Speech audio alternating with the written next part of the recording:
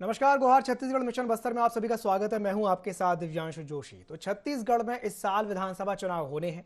ऐसे में सत्ता वापसी के लिए छटपटा रही भाजपा इस बार मिशन 23 का रण जीतने के लिए बड़ी एड़ी चोटी का जोर लगा रही है। भाजपा सत्ता के सिंहासन तक पहुंचने की राह बस्तर को मान रही है। यही वजह है कि पार्टी अब कांग्रेस के किले को भेदने के लिए बस्तर संभाग पर ज्यादा फोकस कर रही है। पार्टी के राष्ट्रीय अध्यक्ष जेपी नड्डा भी बस्तर के दौरे पर आ रहे हैं। नड्डा के दौरे को लेकर नेताओं को ज्यादा से ज्यादा भीड़ जुटाने का लक्ष्य दिया गया है, जबकि नड्डा के दौरे को लेकर के कांग्रेस तंज कस रही है।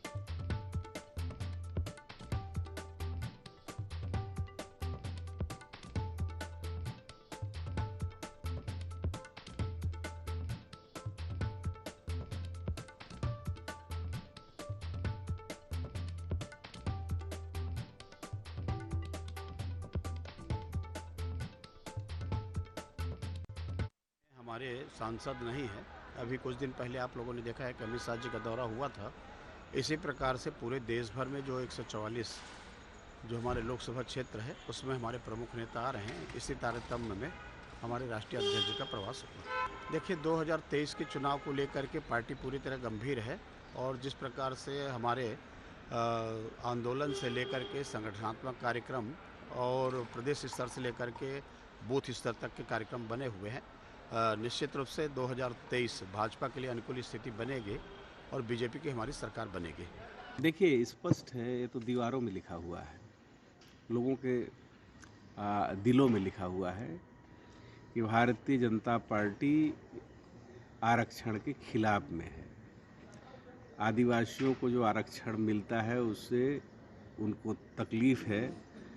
दूसरी बात कि बस्तर में जो काम कांग्रेस ने कर दिया, लोगों को भूमि व्यवस्थापन के लिए वन अधिकार पत्र दिया, जो उनके लिए ज़मीन वापसी करके उनको अधिकार दिया, लोगों को आर्थिक स्थिति मजबूत करने के लिए किया है और कांग्रेस पार्टी हमेशा आदिवासियों के साथ खड़ी है। तो इनको वही कहावत इनके ऊपर लागू, खुदा पहाड़ निकली चुहिया।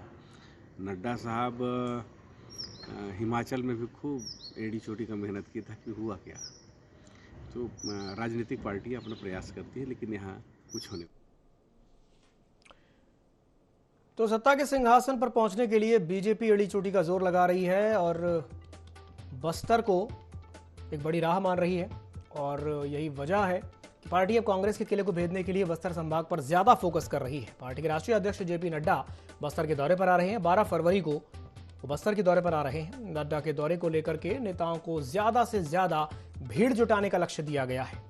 तो वहीं दूसरी ओर कांग्रेस नड्डा जी के दौरे को लेकर के तंज कस रही है, व्यंग कर रही है। नड्डा के दौरे को लेकर के छत्तीसगढ़ भाजपा ने तैयारियां शुरू कर दी हैं। बीजेपी के वरिष्ठ नेता धर्मलाल कौशिक का कहना है कि जिस लोकसभा सीट में हमारे सांसद नहीं हैं उसमें हमारे प्रमुख नेता आ रहे हैं। बीते दिनों केंद्रीय गृह मंत्री अमित शाह आए थे और उसी क्रम में राष्ट्रीय अध्यक्ष जेपी नड्डा आ रहे हैं। तो आज इसी विषय को लेकर के हम चर्चा करेंगे और चर्चा करने के लिए हमारे साथ 3 खास मेहमान जुड़ रहे हैं। हमारे साथ चर्चा में जुड़ रहे हैं अजय गंगवानी जी, साथ ही साथ हमारे साथ चर्चा में जुड़ेंगे राजकुमार राठी जी जो कि बीजेपी नेता हैं, और हमारे साथ जुड़ेंगे लखन चौधरी, राजनीतिक विश्लेषक हैं। तो जिस तरीके से ये देखने में आया है कि बस्तर को लेकर के तैयारी हो रही है, बस्तर का दौरा काफी अहम माना जा रहा है। राष्ट्रीय अध्यक्ष जेपी नड्डा 12 फरवरी को बस्तर के दौरे पर आ रहे हैं। चलिए चर्चा को आगे बढ़ाते हैं। हमारे साथ तीनों खास मेहमान जुड़ चुके हैं। हमारे साथ गंगवानी जी हैं जो कांग्रेस प्रवक्ता हैं, राजकुमार राठी जी बीजेपी नेता हैं, और हमारे साथ लखन चौधरी जी हैं, राजनीतिक विश्लेषक है। आप तीनों मेहमानों का बहुत बहुत स्वागत है ND24 में। सबसे पहले मैं शुरुआत करना चाहूंगा गंगवानी जी से। गंगवानी जी, 12 फरवरी को जेपी नड्डा जी आ रहे हैं बस्तर दौरे पर, क्या कहेंगे? देखिए दिव्यांशु जी, कहीं ना कहीं बस्तर को सत्ता की कुंजी कहा जाता है और अभी वर्तमान अगर आंकड़े आप देखेंगे दिव्यांशु जी, बस्तर की पूरी 12 की 12 सीटें, सरगुजा की 13 आदिवासी सीटें, छत्तीसगढ़ में से कुल 29 में से 27 आदिवासी सीटों पर कांग्रेस का कब्जा है। कहीं ना कहीं यही कारण है जो लगातार आदिवासी समाज ने लगातार कांग्रेस पर भरोसा जताया है और यही कहीं ना कहीं भारतीय जनता पार्टी के जो केंद्रीय नेतृत्व हो या भारतीय जनता पार्टी के नेताओं के पेट में दर्द हो रहा है, जो बौखलाहट हो रही है। परंतु ये कितना भी प्रयास कर ले, छत्तीसगढ़ आदिवासी वर्ग बहुत अच्छे से समझता है कि कौन 15 साल तक लगातार आदिवासियों को ठगता रहा, उनके साथ वादा खिलाफी करता रहा और हमने लगातार आदिवासियों के हितों में निर्णय लिए हैं। कुछ उदाहरण दे दूं तो और बेहतर स्पष्ट हो जाएगी कि आदिवासी परिवार को सरकारी नौकरी देने का वादा करते रहे, अंत तक नहीं दिया। जैसी गाय देने का वादा करते रहे, नहीं दिया। इनके अधिकारों के संरक्षण के लिए कानून बनाने की बात करते रहे, 1707 किसानों की जमीन 4200 एकड़ जो है टाटा को सौंप देते हैं। आज कहीं ना कहीं फर्जी मुठभेड़ होते रहे, एडसमेटा, सारकीगुड़ा, पैदा-गलूर और निर्दोष और जो आदिवासी थे उनको फर्जी मुकदमों में ढकेल के आज सलाखों के पीछे ढकेल दिया गया। कहीं ना कहीं हमने जस्टिस पटनायक कमेटी के माध्यम से 900 से ज्यादा मामलों में 2000 लोगों की रिहाई की। हम तेंदुपत्ता का मूल्य 2500 से बढ़ा के 4000 करते हैं। लघुपनों पर 7 की खरीद के 65 करते हैं। 4,84,000 वनाधिकार पट्टे देके पूरे देश में सर्वाधिक है। और लगातार हमने आदिवासियों के हितों में निर्णय लिए, चाहे महुआ का समर्थन में 17 का 30 करना हो, टाटा द्वारा अधिकृत 1707 किसानों की 4200 एकड़ जमीन की वापसी हो। तो कहीं ना कहीं ये मूलभूत अंतर आज आदिवासी वर्ग में बना है। और सबसे प्रमुख दिव्यांशु जी आज चर्चा करना चाहूंगा, आज आदिवासी संरक्षण विधेयक को जिस प्रकार से केंद्रीय नेतृत्व के नेतृत्व उसमें दबाव में या भारतीय जनता पार्टी के नेताओं के दबाव में राजभवन के आड़े आदिवासी के हितों को रोकने का प्रयास आज एकात्म परिषद में बैठ के भारतीय जनता पार्टी के नेता साजिश और षड्यंत्र कर रहे हैं, ये आदिवासी समाज समझ रहा है और इसका नतीजा आने वाले 2023 के विधानसभा चुनाव में भुगतेंगे। एक छोटा सा उदाहरण दे दूं दिव्यांशु जी, आज छत्तीसगढ़ में 2 महीने से ज्यादा हो चुके हैं। झारखंड जहां विपक्ष की सरकार है 2.5 महीने से ज्यादा हो चुके हैं, आज वहां राजभवन हस्ताक्षर नहीं करता। परंतु कर्नाटक जहां भाजपा की सरकार है वहां तुरंत राजभवन हस्ताक्षर करके पारित कर देता है। तो ये दोहरा चरित्र है, जो भेदभावपूर्ण रवैया है, जहां भारतीय जनता पार्टी की सरकार है उसको फायदा पहुंचाने के लिए आप साइन कर देते हो। कहीं ना कहीं हमारे राजभवन के जिस प्रकार से आड़े हाथ लेकर राजनीतिक साजिश कर रहे हैं, राजनीतिक अखाड़ा बनने का प्रयास किया जा रहा है, ये आपत्तिजनक है। और आज माननीय उच्च न्यायालय के निर्णय भी आए हैं, राजभवन सचिवालय को नोटिस दिया गया है कि 7 दिन में जवाब दीजिए कि क्यों आप आरक्षण संशोधन को रोक रहे हैं। तो कहीं ना कहीं छत्तीसगढ़ आदिवासी वर्ग समझता है कौन आदिवासी हितों के लिए काम कर रहा है और कौन आदिवासी हितों को रोकने का प्रयास कर रहा है। ठीक है गंगवानी जी। राजकुमार जी क्या कहेंगे गंगवानी जी की बात पर? राष्ट्रीय अध्यक्ष जेपी नड्डा जी आ रहे हैं, तो गंगवानी जी ने तो कह दिया कि भाई आप तो आरक्षण के विरोध में हैं। राजकुमार जी। मुझे गंगवानी जी की बात पे हंसी आती है। कोर्ट में कांग्रेस ने पक्ष को ढंग से नहीं रखा, इसलिए आरक्षण जो 32% था वो 20% हो गया है। ये कांग्रेस के शासन में हुआ है। जब भारतीय जनता पार्टी की सरकार थी तो आदिवासी समाज का आरक्षण 32% था, और अब जब कांग्रेस की सरकार बनी है और तथ्यों को ठीक ढंग से नहीं रखने के कारण गंगवानी जी शांत हो जाइए, मैं आपको बोलने का मौका दूंगा। सुन लीजिए गंगवानी जी। जी शांत हो जाइए जी। बोलने की क्षमता रखते हैं तो सुनने का सामर्थ्य भी होना चाहिए। कांग्रेस की ये कमजोरी। सच बोलिए। आप लोग सुनने में सुनना नहीं चाहते। आप जब बोल रहे थे मैं बहुत प्रेम से सुन रहा था ना आपकी बातों। ये जो कांग्रेस कह रही है वो प्रेम से सुन रहे थे, आप भी प्रेम से सुनिए जी। मैं सच बोल रहा था जी ठीक है जी राजकुमार जी बोलिए। संस्कृति को समाप्त करने का प्रयास कौन कर रहा है? मैं पूछना चाहूंगा साथी प्रवक्ता से। लगातार धर्मांतरण की जो घटना वहां हो रही है बस्तर में, उसके लिए कौन जवाबदार है? और जब धर्मांतरण का विरोध आदिवासी समाज करता है कि हमारी जो संस्कृति है उसकी जो मूल संस्कृति उसको नष्ट करने का प्रयास किया जा रहा है, तो ये लोग डंडे बरसाते हैं। आदिवासी समाज पर गोली किसने चलाई? अभी कल ही हमारे मंडल अध्यक्ष की हत्या हुई है। पूरे छत्तीसगढ़ में दिव्यांशु जी कानून व्यवस्था की स्थिति जो है पूरी तरह से चरमरा गई है। लगातार लूट, डकैती, हत्या, बलात्कार, गोली चलने की घटना हो रही। राजधानी रायपुर को पूरे देश में चाकूपुर के रूप में जाने जाना लगा है और छत्तीसगढ़ को अपराधगढ़ के रूप में जाना लगा है। मैं समझता हूं, ऐसा लग रहा है कि प्रदेश में कानून की नहीं जंगल राज चल रहा है। और आदिवासी समाज के अगर सबसे बड़ा कोई विरोधी है तो वो कांग्रेस के लोग हैं। आप बताइए, धर्मांतरण की घटना हो रही है, आदिवासी समाज विरोध कर रहा है, पूरे बस्तर को बंद करवा रहा है। लोकतंत्र में हर व्यक्ति को अपनी बात रखने की आजादी है। आप लोग डंडे बरसा रहे हैं। कितने आदिवासी नेताओं को इन्होंने, कांग्रेसी नेताओं ने अंदर करवाया है, कितने को जेल भेजने का काम किया है। इस सरकार का जो भी विरोध करेगा उसके ऊपर रासुका लगाएंगे, जो भी सरकार का विरोध करेगा उसके बाद जेल भेजेंगे। ऐसा लगता है कि छत्तीसगढ़ में लोकतंत्र नाम की चीज बची नहीं है। और दिव्यांशु जी, ज्यादा समय नहीं है, 6 महीने का समय सरकार के पास और है। ठीक है राजकुमार जी। आदिवासी समाज जो बदला लेगा। अभी सरगुजा की बात कर रहे थे दिव्यांशु जी, अभी ये सरगुजा की बात कर रहे थे। टीएस शिवदेव जी वहां के नेता हैं और वो किस प्रकार से उनकी उपेक्षा हो रही है मुझे बताने की आवश्यकता नहीं है। और टीएस शिवदेव जी को जो मुख्यमंत्री पद की दावेदारी थी और उसके कारण उनको जो लूप लाइन में डाला गया, उसका पूरा जो खामियाजा सरगुजा क्षेत्र की जनता को भुगतना पड़ रहा है। दिव्यांशु जी, आप जाके पता करिए कि जी राजकुमार जी, नड्डा जी की बात पर आते हैं। जी मुद्दों पे बात करिए। जी नड्डा जी, राजकुमार जी एक बात बताइए, नड्डा जी जैसे अगर आ रहे हैं बस्तर संभाग की, अगर हम बात करें तो पिछले चुनाव में बस्तर संभाग की जो भी 12 सीटें थीं वो आप राजकुमार जी हार गए थे, तो इस बार कहीं ना भाई कहीं साहब एक दबाव एक महसूस सीट कर रहे हैं, एक हमारी प्रेशर है थी। आपके ऊपर। 12 एक सीट हमारे भीमा मंडावी जी जीते थे। जी आज में उनकी हत्या हुई थी, है ना। एक सीट अरे वहां से देवांशी जी, भारतीय मुद्दे जनता पे पार्टी बात थी। करिए इनसे यार, ये मुद्दों पे और बात ही नहीं करना चाह गंगवानी रहे जी, हैं। शांत हो जाइए, शांत बातों हो को जाइए, मैं गोल आपके घुमा पास रहे हैं आऊंगा, यार मैं आपके मुद्दों पास पे। आऊंगा। जी जी, राजकुमार जी बोलिए बोलिए। जी दिव्यांशु जी, जिस प्रकार से कांग्रेस ने लोक लुभावना घोषणा पत्र तैयार किया और उस लोक लुभावना घोषणा पत्र में आदिवासी, हमारा जो मैं समझता हूँ छत्तीसगढ़ का मूल कोई निवासी है तो आदिवासी समाज है, और उनके जो घोषणा पत्र में वो आकर इनको वोट देने का काम किया।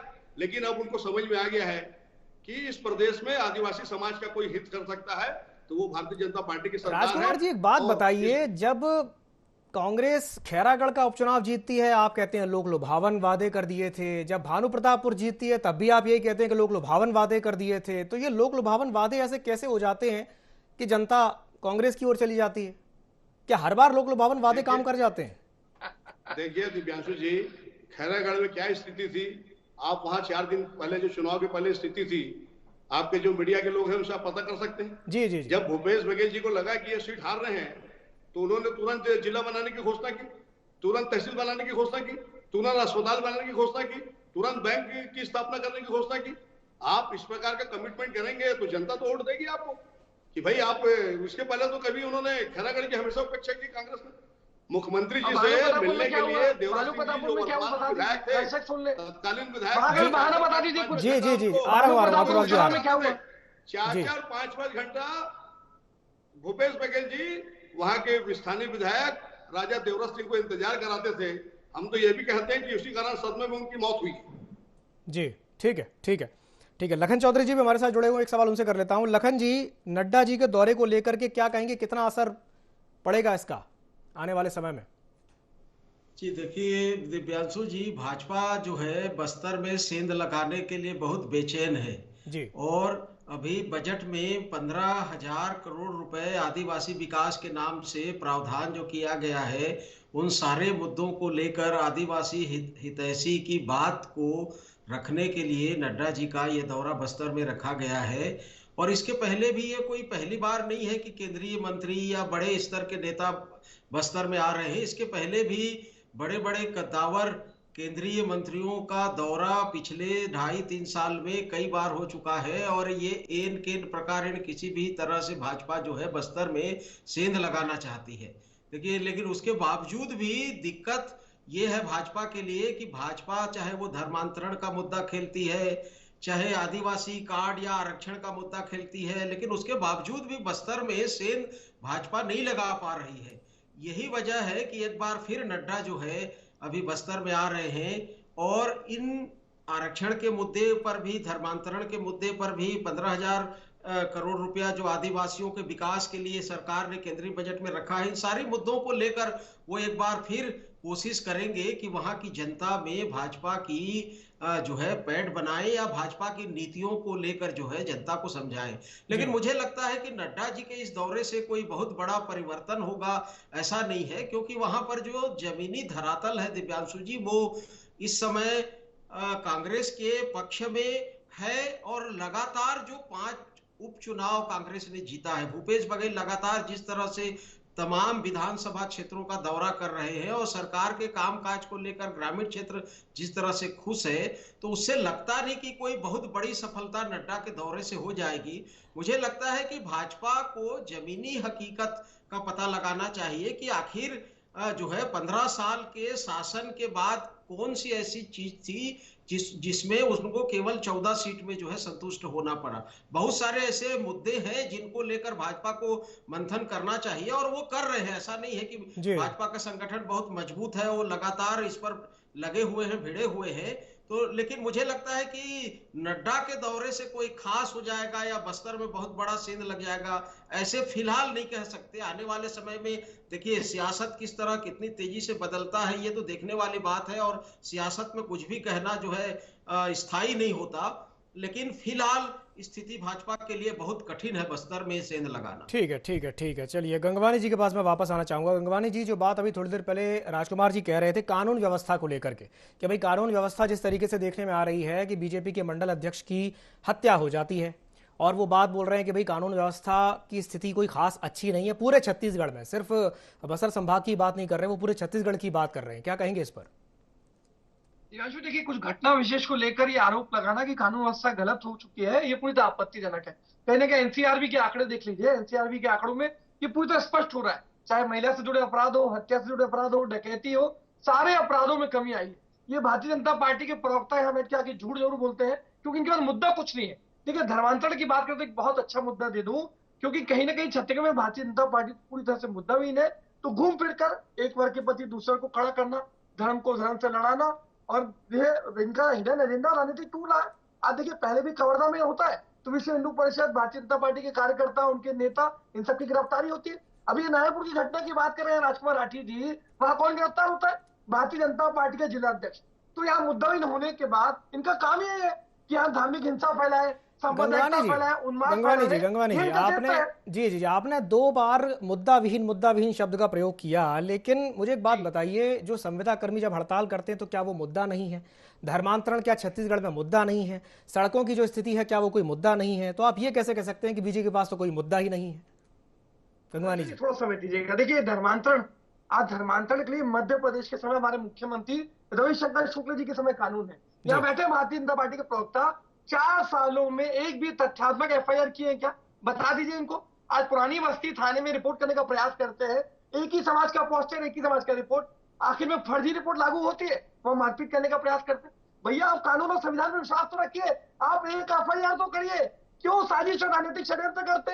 क्यों भारतीय जनता पार्टी का जिलाध्यक्ष गिरफ्तार होता नारायणपुर से, शांति मार्च की परमिशन लेते हैं कवर्धा में, और अंत में बैठ के विश्व हिंदू परिषद, धमतरी, कुरूद, कांके, दुर्ग के लड़के बुलाकर जो छत्तीसगढ़ की शान धरा है उसको शांत करने का प्रयास करते। आज ये जो कर्मचारी की हड़ताल है, क्या ये भारतीय जनता पार्टी का मुद्दा है? आज लगातार हम जो कर्मचारी के हितों में निर्णय ले रहे हैं, शनिवार रविवार के अवकाश की बात हो, ओल्ड पेंशन स्कीम लागू करने का प्रयास करते, तो कर्मचारी के हक का पैसा 17,240 करोड़ इनकी केंद्र की मोदी सरकार दी थी। तो ये दोहरा चेतन दिखा है। दूसरी बात, आदिवासी समर्थक होने का दावा करते हैं। मुझे बता दें, विश्व आदिवासी दिवस के दिन विष्णुदेव साय जो आदिवासी प्रदेश थे क्यों हटा दिया गया? और ये पहली बार नहीं हो रहा है। पहले विक्रम उसेंडी थे आदिवासी समाज के अध्यक्ष, वो बेचारे कार्यकारिणी तक नहीं बना पाते। ये दोहरा चेतना दिखाए, कर्नाटक में आप साइन कर देते हैं और छत्तीसगढ़ में अटकाने का प्रयास करते हैं। पहले भी आरएसएस के बड़े बड़े नेताओं का आज जो बिहार का उपचुनाव था, इस पर उससे कहा भैया आरक्षण की समीक्षा करके हटा दीजिए। तो ये इनका जो चरित्र है, ये शुरू से आदिवासी विरोधी है, आरक्षण विरोधी है। आज क्यों एकांत परिसर में बैठ के राजनीतिक षड्यंत्र साजिश करके रोकने का प्रयास करे? इस बात का जवाब दे दीजिए यहाँ बैठ के। दूसरी बात, देखिए, कहीं ना कहीं दंतेवाड़ा उपचुनाव 11,331 वोट, चित्रकूट चुनाव 17,853, मरवाही चुनाव 36,000 वोट, खैरागढ़ चुनाव 20,000 से ज्यादा, अभी लेटेस्ट चुनाव भालू प्रतापपुर का 21,000 वोट से हारते हैं आप। 5 विधानसभा नगरीय निकाय चुनाव हारते हैं। छत्तीसगढ़ मॉडल पूरे देश में स्थापित हो चुका है। वरिष्ठ पत्रकार जो लखन चौधरी आर्थिक विश्लेषक है, इस पर उनसे कह रहे हैं आप सच को स्वीकार कीजिए, मंथन कीजिए कि किस प्रकार से भारतीय जनता पार्टी एक सक्रिय भूमिका निभा पाए। आज पूरी तरह से मुद्दाहीन भारतीय जनता पार्टी। चलिए, ठीक है, ये आपने बड़ी अच्छी बात कही। आज केंद्रीय नेतृत्व को कहीं ना कहीं भरोसा नहीं है। बिना दूल्हे की बारात है दिव्यांशु जी, एक मुख्यमंत्री का चेहरा नहीं इनके पास, भूपेश बघेल की टक्कर का। जी, बिना दूल्हे की बारात, ठीक है, बिना दूल्हे की बारात है, मंथन करना चाहिए। यही बात अभी लखन चौधरी जी कह रहे थे और यही बात गंगवानी जी ने भी कही कि भाई मंथन करने की आवश्यकता है। राजकुमार जी, क्या कहेंगे इस पर? देखिए दिव्यांशु जी, जहां तक आदिवासी समाज की बात कर रहे हैं, साथी प्रवक्ता को जानकारी नहीं है, छत्तीसगढ़ से रेणुका सिंह जो आदिवासी समाज से है, पूरे देश की मंत्री है। इस बात की जानकारी साथी प्रवक्ता को नहीं है। रही बात उपचुनाव की, कितनी सीटें बता दीजिए छत्तीसगढ़ में? गंगवानी जी, उनकी बात तो पूरी हो जाने दीजिए। आप बोल रहे थे, मैं चुपचाप सुन रहा था, चुपचाप सुनने की आदत डालिए आप। जी राजकुमार जी, बोलिए। दिव्यांशु जी, आज की डिबेट किस पे है? बस्तर पे बात करेंगे कुछ यहाँ बैठ के कि नहीं? पूछ लीजिए इनसे। उनकी बात पूरी हो जाने दीजिए, उसके बाद बस्तर पे भी आ जाएंगे। जी राजकुमार जी, बोलिए। दिव्यांशु जी, मैंने बताया कि रेणुका सिंह जी आदिवासी समाज से है और वो पूरे देश की मंत्री है जी। रही उपचुनाव की बात जो कर रहे हैं ना हमारे साथी प्रवक्ता, ये बता दे, 15 साल जब भारतीय जनता पार्टी की सरकार थी, कांग्रेस से कौन सा उपचुनाव जीता? उपचुनाव हमेशा राज्य सरकार के पक्ष में जाता है, क्योंकि जनता ये जानती है कि विधायक अगर रूलिंग पार्टी का होगा, सत्ताधारी पार्टी का होगा, तो उनका काम होगा। इसमें कौन सी बड़ी बात है? कांग्रेस कौन से 15 साल में जो है उपचुनाव जीती है? बता दे, बता दे, बता दे, जवाब दे दे। और रही बात मुद्दाबिहीन की जो बात कर रहे हैं, 36 बिंदुओं पर सरकार बनाई। मेरे साथी प्रवक्ता बता दे कि 36 में तो 6 बिंदु भी अगर पूरा हुआ होगा, 4.25 साल की सरकार हो गई है। मैं आपको 19 बिंदु बता देता हूं। सरकार हो गई है। मुझे समय दीजिए दिव्यांशु जी, मैं 90% वाली की बात कर रहे हैं, मैं दे देता हूं। गंगवानी जी, गंगवानी, उस पर हम पहले भी चर्चा कर चुके हैं। जो बिंदुओं की बात उन्होंने कही उस पर हम चर्चा कर चुके हैं। अप्रैल से बोल रहे हैं जी जी, चुनाव के 6 महीने पहले से बेरोजगारी भत्ता देने की बात कर रहे हैं। 4.5 साल तक उन्होंने युवाओं की चिंता नहीं की। 19 से 20 लाख युवाओं जो है, जिनका रजिस्ट्रेशन है पंजीयन कार्यालय में, उनको आज तक बेरोजगारी भत्ता नहीं मिला। अप्रैल से लागू करने की बात मुख्यमंत्री जी कर रहे हैं। चुनाव का जब 6 महीना बचा है, तो भूपेश बघेल जी को युवाओं की याद आई है। इससे बड़ा दुर्भाग्य छत्तीसगढ़ का नहीं हो सकता। किसानों की पेंशन की बात की थी कि वरिष्ठ किसानों को 1500, सामान्य किसानों को 1000 रुपए देंगे। आज तक किसी को 1 रुपए पेंशन नहीं मिला। संपत्ति कर आधा करने की बात की थी, संपत्ति कर तो आधा नहीं हुआ दिव्यांशु जी, उल्टा यूजर चार्ज के नाम पर नगर निगम में अवैध वसूली की है।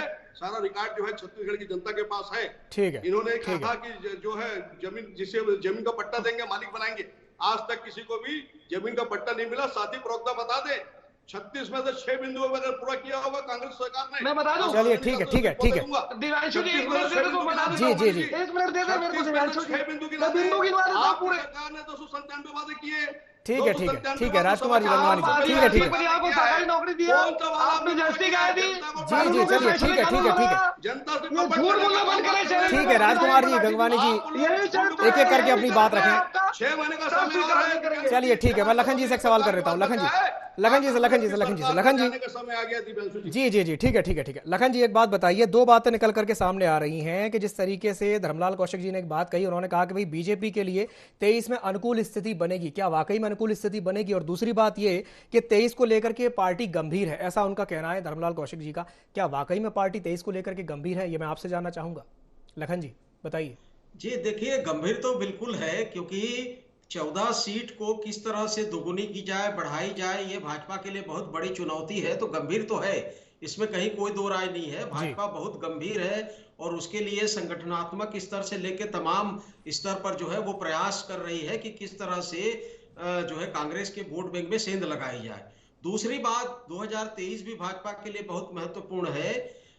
लेकिन दिक्कत दिव्यांशु जी ये है कि भाजपा इस समय छत्तीसगढ़ में यदि कांग्रेस को केंद्र के कांग्रेस की तरह कमजोर समझने की भूल करेगी, तो ये भाजपा के लिए बहुत बड़ी भूल होगी, क्योंकि छत्तीसगढ़ में कांग्रेस बहुत मजबूत है। देखिए, केंद्र की स्थितियां अलग हैं, छत्तीसगढ़ में कांग्रेस की स्थिति अलग है।